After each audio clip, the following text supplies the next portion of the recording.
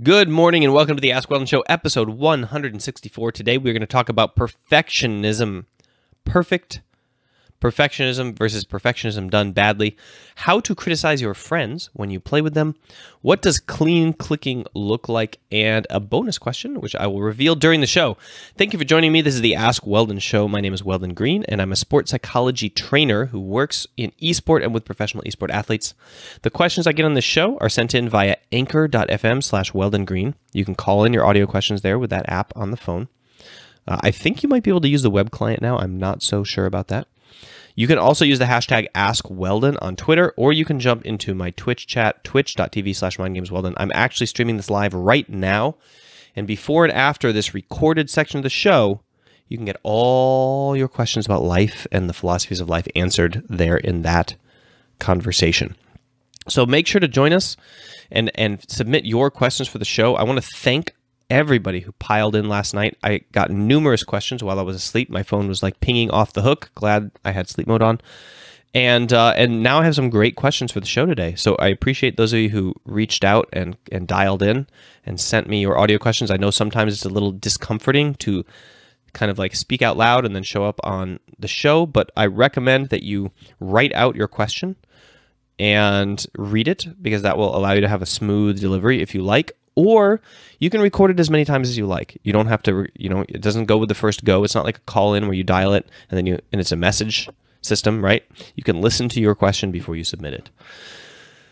So yeah, the questions that I get on the show, if you're new here, are typically about esport performance and high performance. They're also about high performance in life. We're talking about studies. We're talking about dancing. We're talking about management. We're talking about business even sometimes.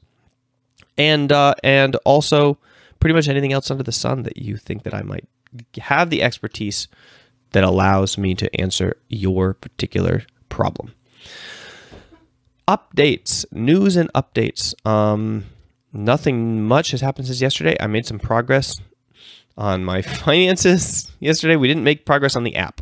Obviously, the app for Mind Games is coming along. But I didn't get to work on it at all yesterday. I was mostly focused on work and on finances. And so there's nothing fancy and new that's been happening. It was leg day, but I only got to do 2 exercises in the gym because I ran out of time. I was late ending the stream and I didn't get to the gym on time. So I'm going to try to repeat leg day. I think, let me see. Yeah, I feel like I'm going to try to repeat leg day today. Yesterday I was doing a lot of mobility stuff. I basically got 1 core exercise in, and I feel like I could work that up and do a serious leg day today. That would make it painful to even be able to sit down tomorrow on my quadriceps. Sorry, hamstrings. On my hamstrings. Pretty hard to sit on your quadriceps, but on my hamstrings. And so that is the goal. That is the goal for today. And that's all that I have with the news update. So why don't we jump into the first question, everybody? Got to put my headphones on. Question number 1 from Joshua, I believe. Hello, Weldon. I also have the other side of the question. How do I criticize people correctly without letting it affect them personally and just letting it affect their play? So how do I tell somebody they messed up and tell them how to do it correctly the next time without them being mad at me afterwards for telling them how to play or something like that? This is more of a question directed for the casual environment where I play with friends and not the environment in solo queue, because I know that I can't really criticize people in solo queue effectively. All right, Joshua, thank you for the wonderful question, and thanks for giving this 2-parter in 2 different parts. I appreciate it. That means I can, yesterday, if you want to check out his first question, make sure to check out yesterday's video. Not the 1-hour VOD review of the CLG Team Liquid game, but the other, Ask Weldon show from yesterday. Okay, how do you criticize people not in solo queue? So these are criticizing your friends. Okay, so the basic premise of criticism is that it is best when it's delivered as close as possible to the mistake. It is best when it's delivered randomly, so when it's not expected. So if your friends expect you to criticize everything, and if you make a mistake and they make a mistake and you're always the one to criticize their mistake and they're kind of expecting it and they know what's coming and they already are irritated about it, not only are you kind of doing it wrong, as in for learning purposes. So the brain learns best when it's stimulated randomly in response to a mistake, and when it's stimulated like as close as possible to that mistake. But also, you're probably going to piss them off because they're to the point where they're already expecting you to say something just because they died, not because they did something wrong. When they know, for example, that they've done a number of other things wrong that haven't necessarily been punished or you haven't noticed, and you weren't criticizing them for those things. So you got to make sure that you're looking for the perfect learning moments. Okay, you got to pick your learning moments well. And it's often a good time to pick things which have not necessarily have a consequence in the game at that moment, right? So mistakes that are made systematically that might otherwise be punished but were not punished at that particular time, because it shows that you're not just, for example, criticizing somebody because something bad happened to you, right? That's the important part. Okay, the second kind of important thing to consider, aside from the science of when to do criticism and how to do criticism, is that you should probably be trying to think of yourself in a servant manner. You should be thinking about it in a way like, I want to go into this conversation as criticism, and I expect nothing from it for myself. So I want to say the perfect thing that would allow them to modify their behavior over time, whether that's right now or whether that's in a year. And that means that you're trying to consider what it is that that person needs to hear, and you are an empty vessel of ego. A vessel empty of ego, okay? That you have no selfish desire to say things in a way that will benefit you, okay? People can smell that from a mile away, and it's going to turn on defensive mode, right? So servant leadership is all about saying the thing the other person needs to hear to accomplish their dreams, not saying the things that you want to say to satisfy your emotional state and or your level of frustration with the game. And that's, again, why it's important to pick out activities and things to criticize and teach with that you just trying to teach it inherently is a sacrifice of your time, and it has no direct benefit to you, right? That it's things that did not necessarily impact your game at all. Okay, so those are the basics. And then from there, you have to deal with people who just don't feel like learning, right? They might not be reflective learners. They might not be learners who learn from criticism. They might be more or less autodidactic, which is they learn just from experience, and they don't even want to think about it because it's a lot of work for them. So for those people who don't really want to put in the work, who are just putting in the fun, then I would say probably either don't bother or find a way to work with them on the idea of reflective learning. Try to bring them from a state of just like having fun to pursuing mastery. And for that, it's a little bit about like the motivation of why it is that you play the game. So you can talk about things like this over meals. You can talk about how much fun it is for you to pursue, like wake up every single morning with the idea of desiring to be better by the end of the day than when you woke up. You can reward the pursuit of mastery in your friend group by complimenting people when they seem to improve, over time or over a space. You can make a climate or a culture of motivation around effort, right? Around effort to improve despite failures when you are pushing your limits. Because remember, whenever you're pushing your limits, you ought to be failing close to half the time if you're an excellent limit pusher. And so you need to be able to celebrate that pushing and that failure and those mistakes and praise the appropriate amount of effort and risk-taking that was enabled while still pointing out kind of inattentive, unfocused risk-taking that is not necessary for improving skills, right? And finally, I would just put a little asterisk by everything that I just said and say that the brain is actually quite good at noticing mistakes. That is how you learn automatically. And so obviously if somebody makes a mistake a number of times and doesn't notice it, you need to find a way of pointing that out so that they can be aware of it. And then in the future, they'll probably notice it and you don't have to point it out again. But if they do a mistake and you know that they already know about it, then let their brain do the work, right? Put them in a state where they can be in flow state, in a state of joy while pursuing mastery and pushing their limits, and they will strive to not make that mistake again. They don't necessarily need it criticized. All right. That's the answer to that question. Thanks for calling in, Joshua. Let's jump into question number 2. Hey Weldon, it's Max. I was on the show a couple of days ago. Thanks for the help. Today my question is, how do I get over my desire to win and replace it with the desire to improve? Thanks. Hello, Weldon. It's Pause. All right. Whoops. Thank you, Max, for calling in that question, and thanks for jumping on the show previously as well.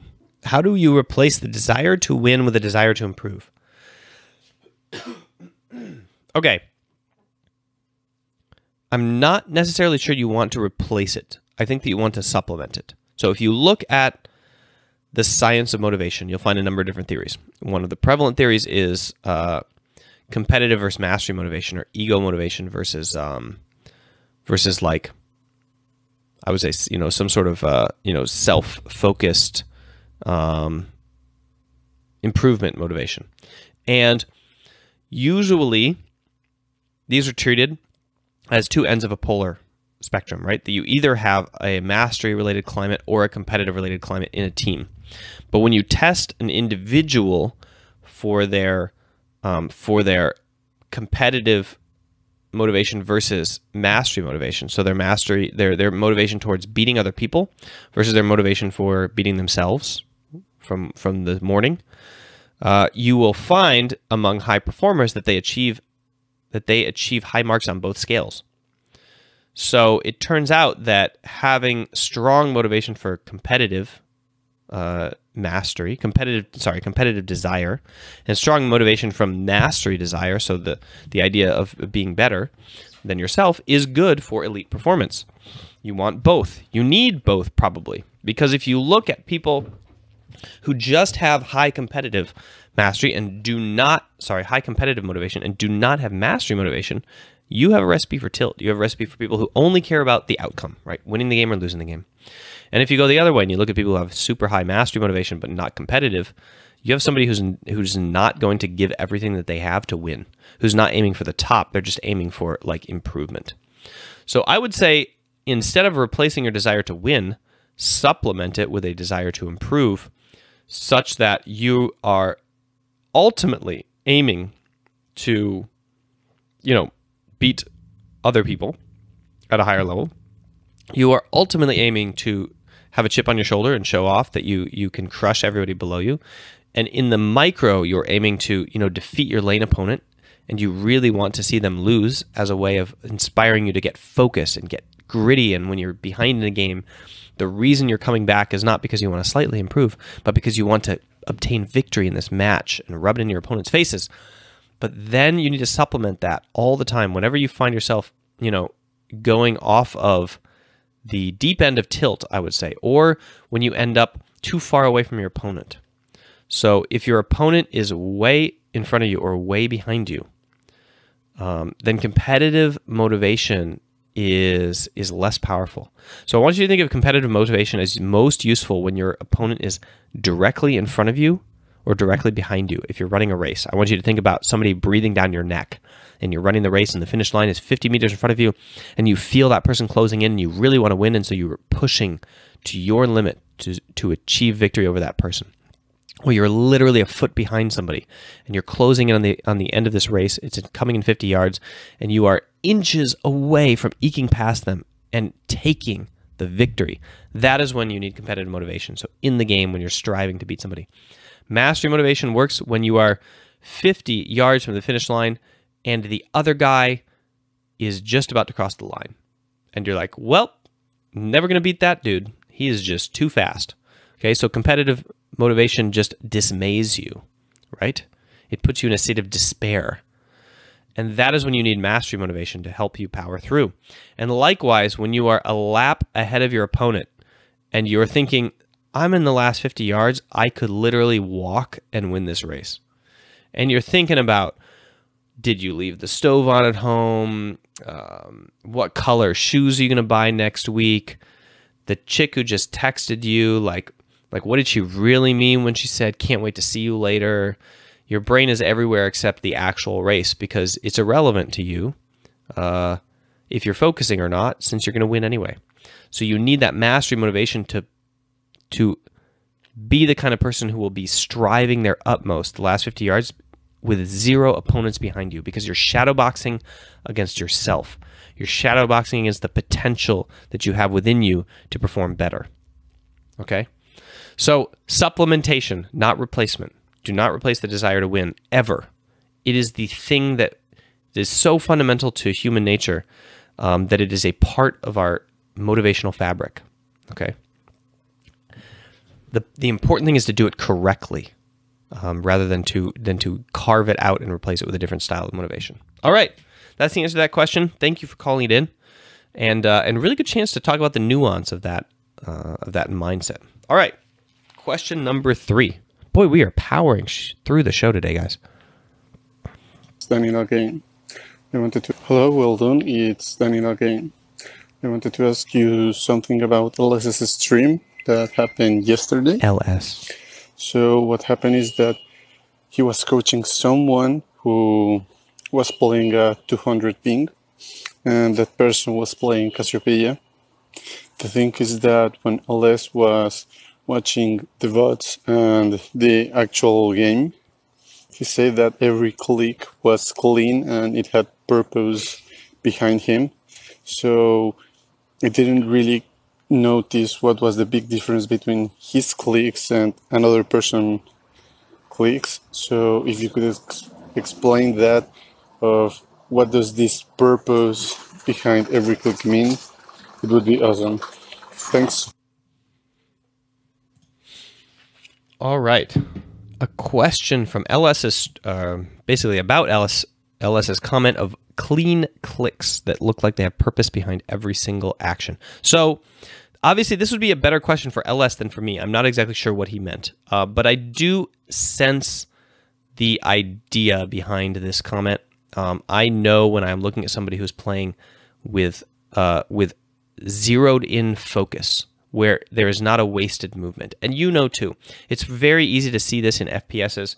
CSGO is the best example, where people who are running from one side of the map to the other will obtain every single angle at the perfect amount from the start of the map until the finish, so that they are at every corner first, where they have very, very laid out trajectories for their accessories, for throwing the grenades around the map, and they have perfect lines and they know exactly where they want to stand, and there's very little wasted movement.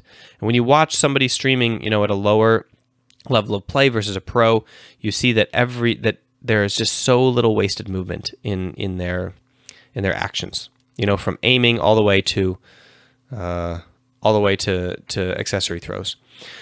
Now in League of Legends, in PUBG, by the way, you can see this in looting games, in things like World of Warcraft. Actually, when you're raiding, you can see people who are FPS players, who are aiming for perfectionism, and whose movements are essentially absolutely minimal to move themselves around, versus when they're casting spells. So if you're looking at World of Warcraft, mages or people who are doing maximum DPS, they're going to be standing like inches away from a danger zone, in order to maximize their potential damage in the fight and maximize their potential champion, and to minimize all movement, right?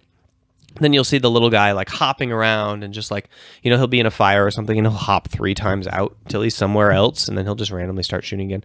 So there's a difference in mindset towards that. You can see this in looting games like battle royale games, where people, when they're very, very precise, they're taking perfect lines in and out of buildings.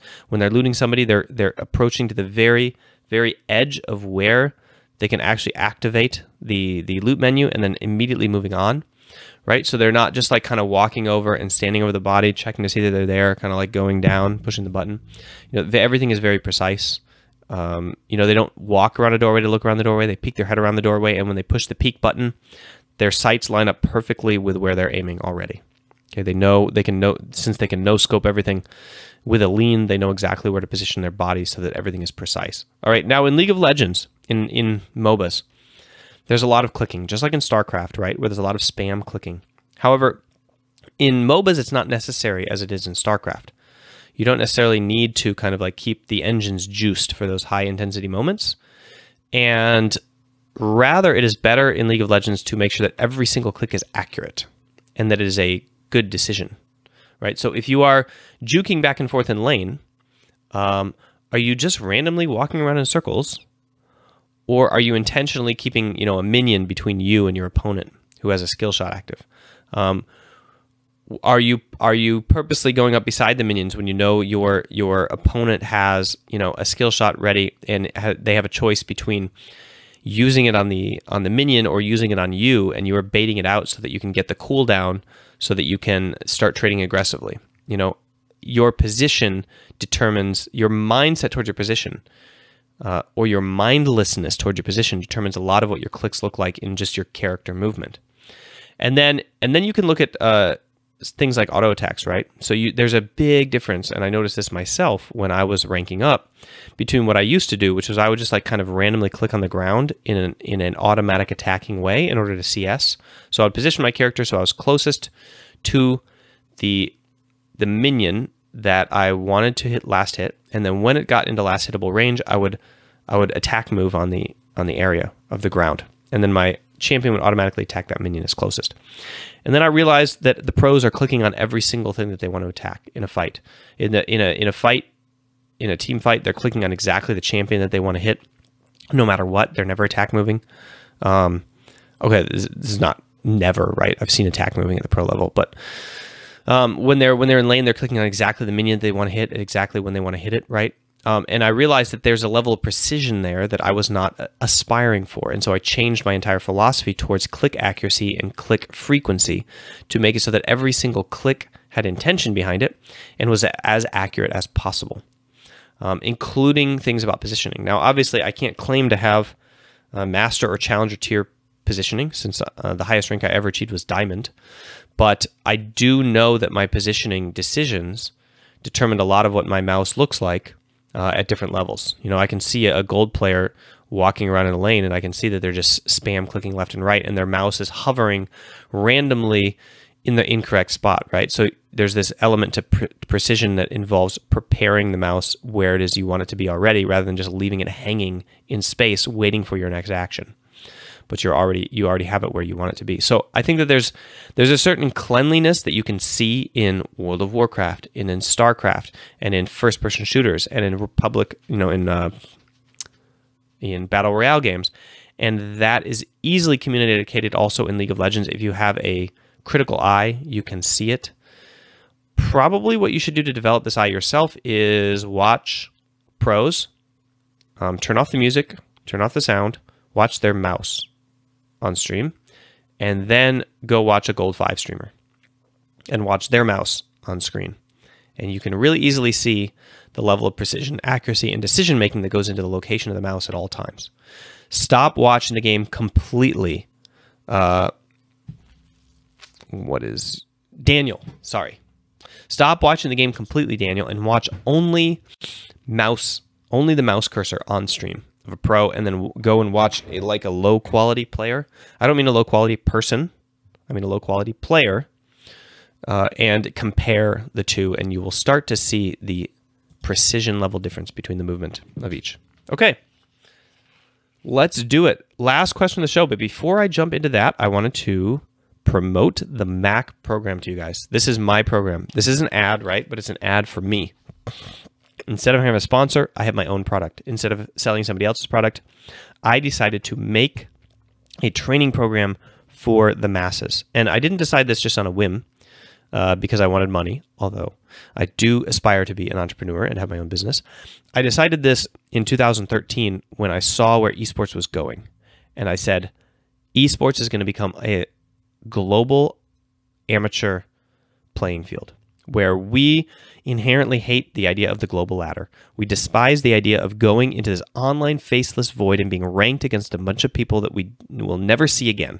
What is fun for us as competitors, who are never going to go pro, mind you, is that we can go on Saturday and lose to Johnny and try hard all week to improve, and then go the next weekend with our team and beat Johnny and feel that tangible improvement and the mastery that we achieved out of that grind and the grit to train ourselves in a game. And this is amateur sport. This is why we do sport. It's the reason that people join kids football teams and kids soccer teams and frisbee teams in college. We do it for the sake of competition and for the sake of feeling ourselves improving by throwing ourselves at a task with effort, okay? And from this, we develop all these transferable skills.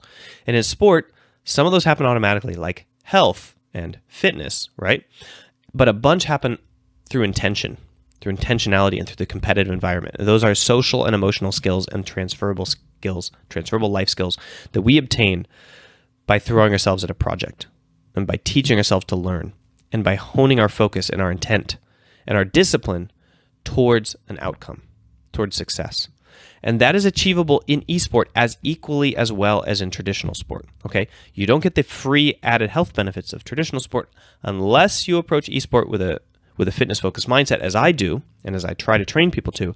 But at the very least, you can train discipline and social and emotional learning and skills that you will use in many areas of your life while you're still aspiring to become good at a video game, because you're approaching it from a purely competitive manner and you're trying to get yourself on a stage locally, whether it's a LAN, whether it's a local team, whether it's even a ladder team where you can, or a university team.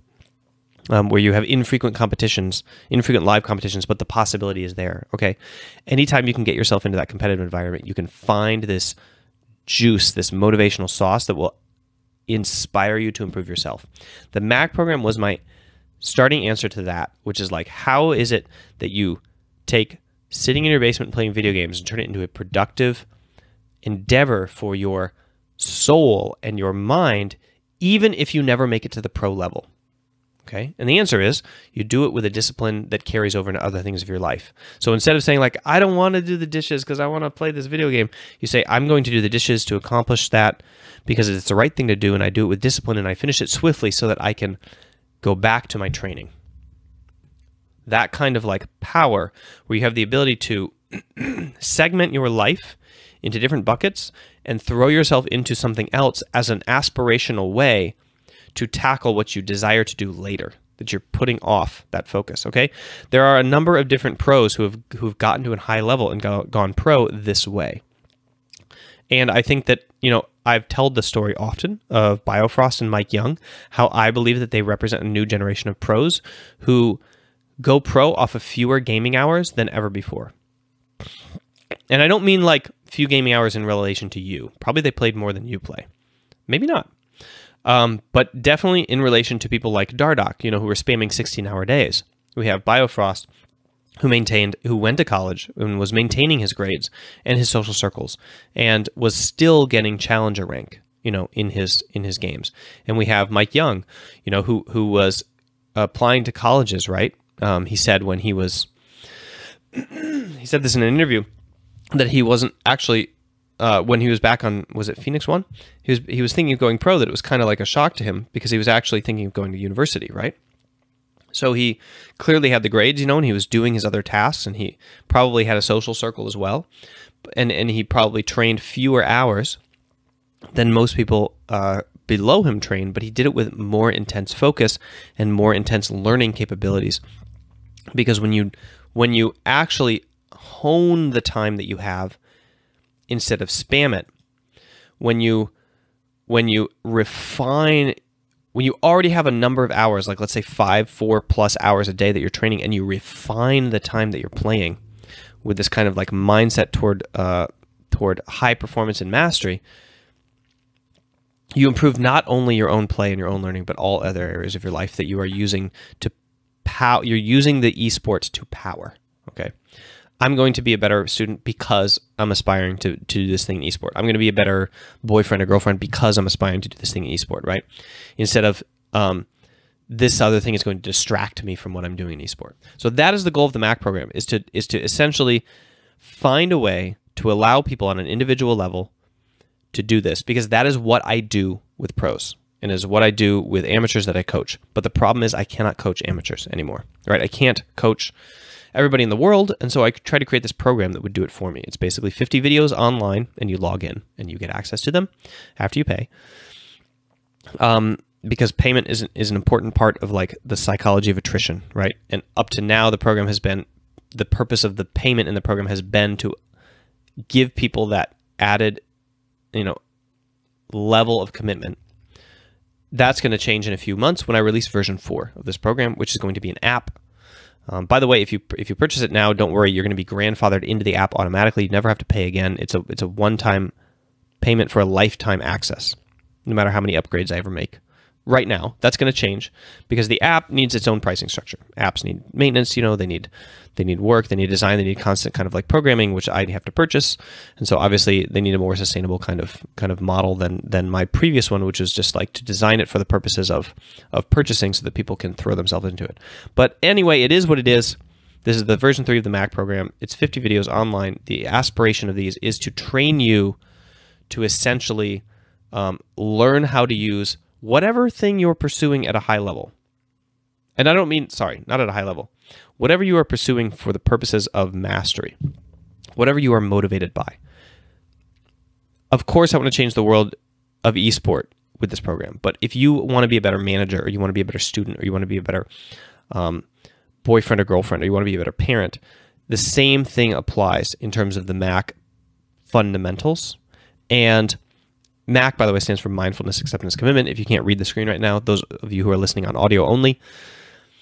But the basic idea is that whatever we aspire to do can be a battery or a fuel or a power source for throwing ourselves into the tackling these skills, which we can use to develop which we can use in other areas of our life. All right, that's enough of that. I could go on for ages about my dreams and my ambitions with esport in the world and amateur esport and high performance, but I'm going to end that here, and we're going to dive into the last question, you guys. Oh yeah, use the code AskWeldon to get a $5 discount on the Mac program. Go to mindgames.gg/MAC and check it out right now. It is risk-free, 100% guarantee, which means that it doesn't mean it's going to work for you. I'm not guaranteeing that like some sort of diet pill. You're going to lose 50 pounds, right? What I'm saying is that if you don't like it, you can just hit the refund button and you get your money back. I don't necessarily need your money. On a micro scale, obviously on a macro scale, it is the payments that you guys are making for this Mac program are funding the development of the app. We just this weekend crested the amount we needed to fund the development this week. We even crested it enough that I could buy a designer who is going to do some designs for the app so that we have like a good, visual appearance for it. So thank you for that, everybody who purchased over the weekend. Appreciate it. But yeah, we're now on our goal for next week. We're trying to raise enough money to pay for the developer for next week as well. So yeah, on a macro scale, of course, your money is being helpful in developing the future of mind games. On a micro scale, like if you don't like the program, then you should just hit the refund button or message me or email me or whatever. And like, I'm not interested in keeping what is yours if the experience is not what you desired. All right, last question, everybody. Hi, Weldon. In League of Legends, I would consider myself a perfectionist. So, Good. Obviously, when I win, I'm very happy. But when I lose, I become very tilted. And sometimes that can spiral into many losses. So what are some things I could do to become more okay with losing and stop the tilt? Thank you. Hi, Weldon. All right. I believe this is Patrick. Let me double check here. Yes, Patrick. First of all, thank you for asking me one of the ultimate questions. I have a few questions on the show which are ultimate questions, which is they allow me to dictate to you the thesis of my brand. I had one from Elite Support Carry a couple days ago, I think last week on stream. It wasn't even on YouTube, you guys. You missed it if you weren't on the stream. Twitch.tv/MindGamesWeldon. Make sure you check it out. I ranted for 10 minutes on this topic, and we had a shift. I mean, we had a religious shift in the chat. I mean, we had people like praising hallelujah. People were dancing in the streets. We changed lives. We ended up by celebrating by making a code anyway, if you missed it, you missed it. All right. My point is, you should come to Twitch because you amplify your opportunity for catching questions like this. This is the ideal behind perfectionism. Okay, so perfectionism is not inherently bad. All right. As a perfectionist, how do I become okay with losing and stop the tilt? The problem is when you do perfectionism wrong. So there is such a thing as perfectionism done incorrectly, and then there's perfectionism done perfectly. And what we aspire to do in high performance, the mechanism through which elite performance molds and shapes your life as a person is through the pursuit of mastery of a craft. So the pursuit of perfection, right? And of course, people who are driven to that level are often perfectionistic. But there's a flaw in perfectionism. It's a double-edged sword which can destroy you at the highest and the lowest levels if you are not aspiring to do perfectionism perfectly. And the crazy catch-22 of aspiring to do perfectionism in a perfect way is that you actually can't be a perfectionist to do it. Like, you can't tackle the game and look to the world as if you were a perfectionist, even though your motivations and the things that you're telling yourself and the self-talk that you have are pushing you to that way. Like, you have to approach failure. You have to constantly, repeatedly throw yourself against the brick wall and fall down, right? In your aspiration to have the perfect leap where you grab the lip of that wall and hoist yourself over. But for those perfectionists who are doing it incorrectly, who are standing at the foot of the wall and staring up and just visualizing over and over again, and then making that one attempt and then failing in front of a lot of people and then criticizing themselves and then looking over and over again at the tape and the replay of their mistake constantly and just berating themselves and feeling horrible about their life, that is perfectionism gone awry. That is the normal human reaction to perfectionism. Whereas when you see somebody doing perfectionism perfectly, you don't even notice they're a perfectionist because they are throwing themselves repeatedly against the wall. They are completely oblivious to all audience and crowds. They are in the zone of their own pursuit of mastery. And when they achieve it, they're kind of like, they're almost already looking at the next thing, right? They surface the wall and they're gazing at the next wall beyond it. They don't even seem to celebrate because for them, it was the actual path of grabbing onto the lip of that wall. It was the 50 jumps ahead of time where they smashed into the blocks and didn't quite make it. That was the point of what they were doing. It wasn't to get to the top of the wall.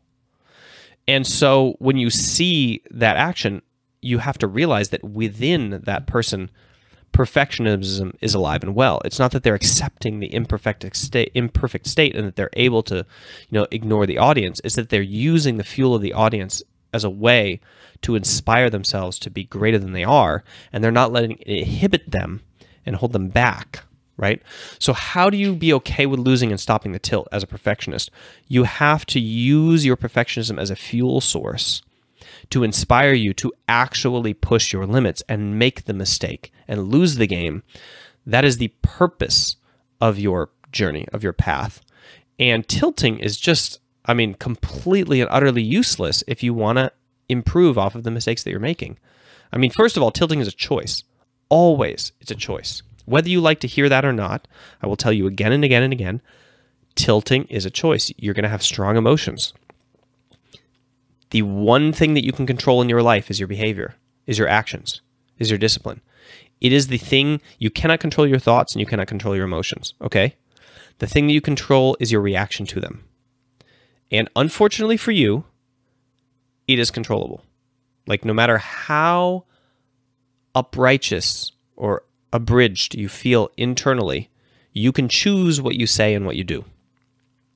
And you can choose where your focus is as well, although that requires a certain level of training to do with the highest levels of distraction. So you get really distracted, and if you really can't control your focus, you need to train your focus so that you can actually control it. It's more like a muscle than these other things. Although emotional resilience also feels like a muscle because the more that you do it, the better you get at it in a way. So you have to be okay with losing because otherwise you're not going to approach really high-level play or really high-level craft of anything. If you're pushing your limits, if you're taking the shortest path between two lines, between two dots, it's a straight line, and you want that shortest path to the top, it's at the edge of your ability is where that path is, and at the edge of your ability, if you're straddling the line of what you are capable of, half the time your foot is going to be in failure, and half the time it's going to be in success. Okay? One thing I noticed as I started dealing with pro athletes, and this is a little aside to kind of highlight this concept, I noticed that a lot of people go through life feeling like in comfort. Okay, you go through, you have school, you have friends, you have you go to work, you go to your family life. Everything is pretty much low emotion.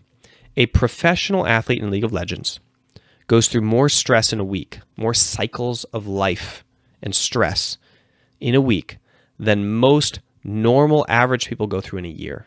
Okay, and people wonder why it is that elite athletes come out of the end of their careers with this insane set of mental faculties and capabilities that allow them to be very successful in the rest of their life.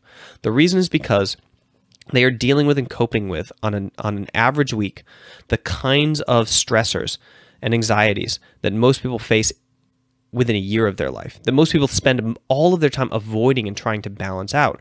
Whereas pro athletes and people who pursue craft perfectionistically at the highest level possible are aware that anxiety and stress is the forging and refining fire of their life, the way that they pursue everything, whether it's like going home and cooking a sandwich afterwards and like trying to do it better, or whether it's like taking that same skill that you're honing on the golf course in a perfectionistic way and you're trying to then apply those skills to yourself in the gym, even though you're slightly overweight, or as a parent, even though you're not a very good parent yet.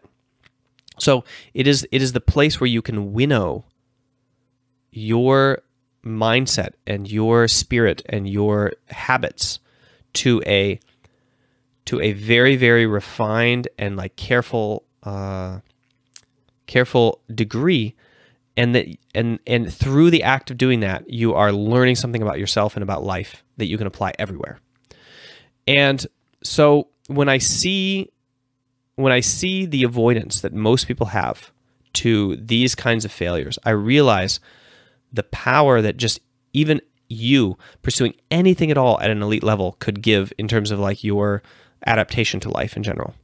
If you are able to say, like, I am not going to be the kind of person who's going to spend my life avoiding stress and anxiety and perfectionism, and instead I'm going to try to aspire to do it perfectly, which means I'm going to allow the stress to come. I'm going to allow the perfectionist tendencies to like infest my mind, but I'm going to cope with it and deal with it, and I'm going to control my behavior and discipline myself, and I'm not going to just sit there for 12 hours, totally inundated with a game, but I'm going to spend a very regulated 4 hours at it, and then I'm going to accomplish the other things that I want to do in my life also, that I'm doing for other people, because doing that actually hones and refines my approach toward the video game, that you're really starting to do perfectionism, with a purpose behind it.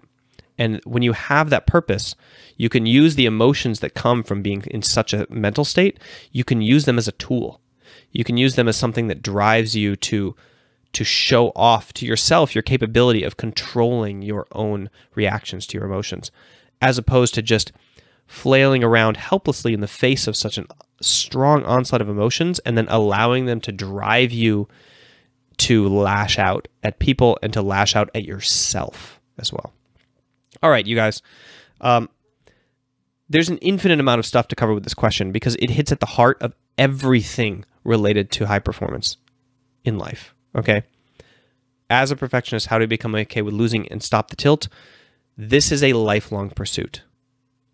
Okay. First of all, I believe that, being a perfectionist is a lifelong pursuit. You're trying to achieve nirvana. You're trying to become Buddha.